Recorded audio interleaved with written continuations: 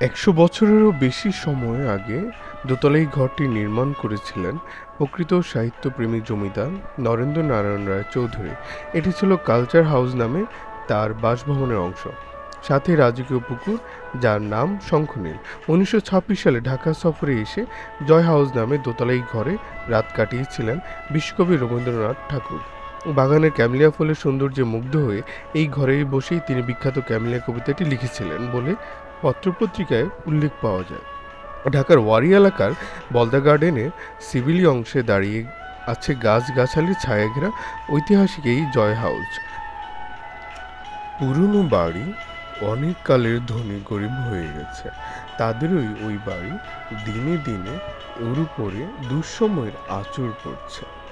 দেয়াল থেকে বালি খসে পড়ে, ভাঙা মেঝে নখ দিয়ে খুঁড়ে চড়ুই পাখি ধুলোয় পাখা ঝাপট দেয়। চণ্ডী মণ্ডপে পায়রাগুলো বাদলের ছিন্ন মেঘের মতো দল বেঁধে উত্তর দিকের এক পাল্লা দরজা কবে ভেঙে পড়ছে কেউ খবর নিল না। বাকি দরজাটা শোকাতুরা বিধবার মতো বাতাসে ক্ষণে ক্ষণে আছাড় খেয়ে পড়ে, কেউ তাকিয়ে দেখল। ৩ মহল বাড়ি, কেবল ৫টি ঘরে মানুষের বাস, বাকি সব বন্ধ। যেন ৮৫ বছরের বুড়ো, তার জীবনে সবখানে জুড়ে সেকালের কুলুপ লাগানো স্মৃতি, কেবল একখানিতে একালের চলাচল। এই জমিদারের গোড়াপত্তন হয় সাজদা মিয়ার হাত ধরে। তিনি ব্রিটিশ সরকার ম্যাজিস্ট্রেটের দায়িত্ব পালন করেছেন। ঘোড়াশাল রেল স্টেশন ১ কিলোমিটারের মধ্যে শুধুমাত্র তার জন্য একটি আলাদা রেল স্টেশন নির্মাণ করে তৎকালীন সরকার। তবে এই বাড়িটি এই জমিদার বাড়ির সন্তান মনু মিয়ার নামেই পরিচিত, যার পুরো নাম আহমেদুল কবির। ঢাকা বিশ্ববিদ্যালয়ে অর্থনীতিতে পড়াশোনা শেষ করে তিনি ভারতীয় রিজার্ভ ব্যাংকে চাকরি নেন। তিনি সংবাদ পত্রিকা সম্পাদকের দায়িত্ব পালন করেন। ২ বার নির্বাচিত সংসদ সদস্য ছিলেন।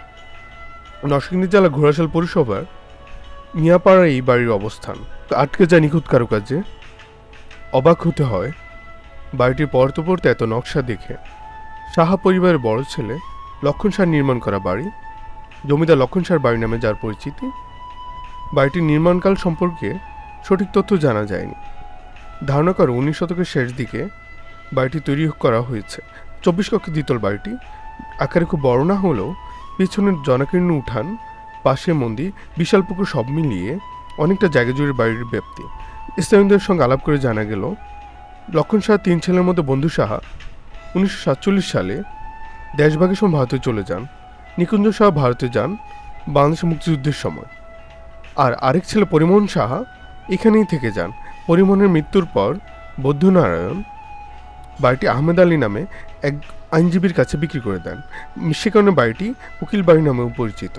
এখানে কেউ বসবাস না করায় বা যত্ন না নেয় নষ্ট হয়ে যেতে শুরু করেছে বাড়ির সৌন্দর্য।